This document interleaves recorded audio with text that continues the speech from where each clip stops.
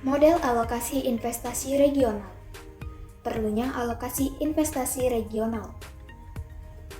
Variasi dalam pertumbuhan ekonomi daerah mendorong pula terjadinya ketimpangan ekonomi antar daerah yang dapat mengakibatkan terjadinya kecemburuan sosial yang dapat berpengaruh pada arah terjadinya konflik sosial dan politik. Karena itu, untuk dapat mendorong pertumbuhan ekonomi pada keseluruhan daerah, dan sekaligus untuk mengurangi ketimpangan ekonomi antar daerah, maka analisis realokasi investasi antar daerah merupakan aspek penting dalam analisis ekonomi regional. Alokasi investasi antar daerah dapat berbentuk investasi swasta dan juga investasi pemerintah. Alokasi investasi swasta dipengaruhi oleh mekanisme pasar yang juga sangat dipengaruhi oleh keuntungan lokasi yang dimiliki oleh suatu daerah. Akibatnya, mobilitas investasi swasta cenderung menuju daerah-daerah yang mempunyai potensi ekonomi tinggi. Sedangkan investasi pemerintah lebih banyak ditentukan atau dikendalikan oleh kebijakan pemerintah pusat yang di samping pertimbangan ekonomi juga dipengaruhi oleh faktor dan kepentingan politik para penguasa. Model Rahman. Model alokasi investasi Rahman dimulai dengan memformulasikan kaitan antara perekonomian regional dan nasional. Dalam hal ini, perekonomian nasional merupakan penjumlahan dari seluruh perekonomian daerah dalam suatu negara. Model Hermansen.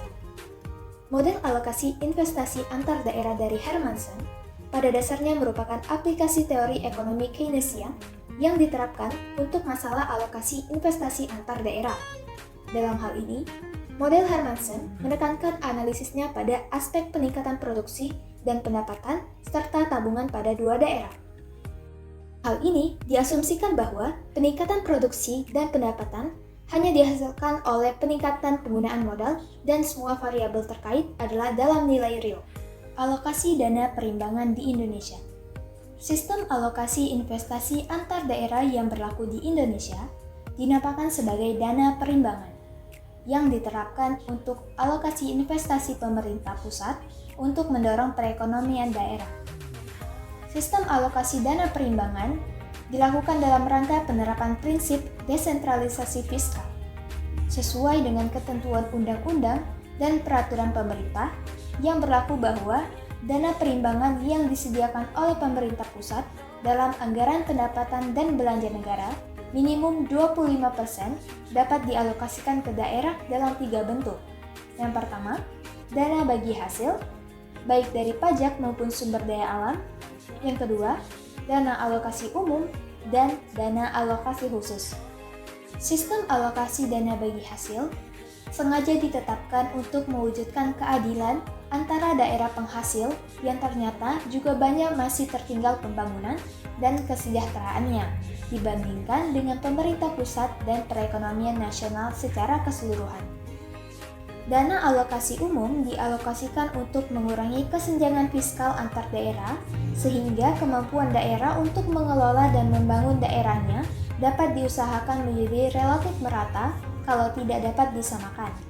Karena itu, prinsip yang dipakai di sini adalah bahwa dana alokasi umum dialokasikan sesuai dengan kesenjangan fiskal atau fiscal gap antar daerah. Ini berarti bahwa daerah dengan kapasitas fiskal besar karena daerah bagi hasil yang relatif besar seperti Provinsi Kalimantan Timur dan Provinsi Riau seharusnya mendapatkan dana alokasi umum kecil. Sedangkan daerah dengan kapasitas fiskal kecil karena dana bagi hasil kecil seperti Provinsi Sumatera Barat seharusnya mendapatkan dana alokasi umum lebih besar. Dana alokasi khusus. Dana alokasi khusus dialokasikan sesuai dengan prioritas dan kepentingan pembangunan nasional. Alokasi ini sengaja dibuat secara khusus untuk mengatasi kemungkinan daerah mengalokasikan dana perimbangan yang diperolehnya lebih banyak berdasarkan kepentingan daerah saja dan melupakan kepentingan nasional.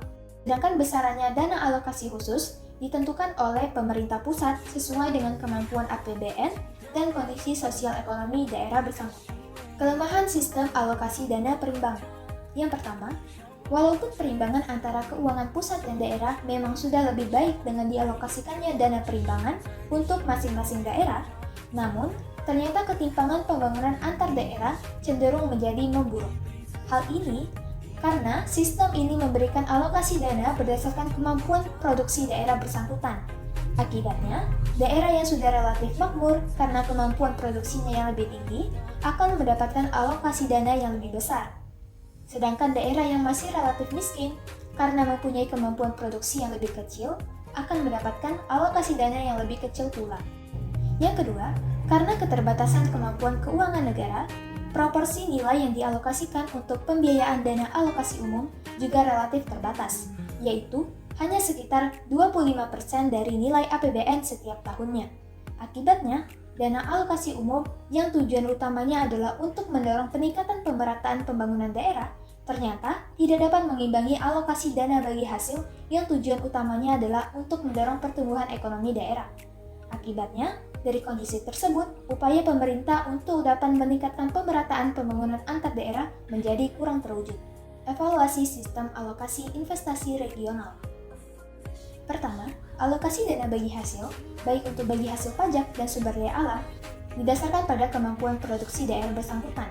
Hal ini sejalan dengan prinsip bahwa alokasi investasi mengutamakan daerah yang mempunyai kemampuan dan kegiatan produksi yang lebih besar, sehingga menjadi lebih adil dan dapat terus mendorong pertumbuhan ekonomi daerah bersangkutan. Yang kedua, alokasi dana alokasi umum dilakukan berdasarkan prinsip celah fiskal, yaitu perbedaan antara kebutuhan dan kemampuan fiskal masing-masing daerah. Alokasi investasi di sini dilakukan untuk mengurangi kesenjangan pembangunan antar daerah dengan memprioritaskan alokasi lebih besar kepada daerah dengan kemampuan fiskal kecil dan memberikan alokasi lebih kecil pada daerah yang mempunyai kapasitas keuangan daerah lebih baik karena alokasi dana bagi hasil yang lebih besar. Ketiga, alokasi dana alokasi khusus yang dilakukan sesuai dengan permasalahan khusus yang dihadapi oleh suatu daerah, seperti kemiskinan yang cukup tinggi, prasarana yang rusak berat, adanya penyebaran penyakit menular, dan permasalahan lainnya. Di sini terlihat bahwa dalam praktiknya, prinsip untuk memaksimalkan pertumbuhan ekonomi harus pula disejalankan dengan prinsip pemerataan pembangunan antar daerah dan kepentingan pembangunan nasional.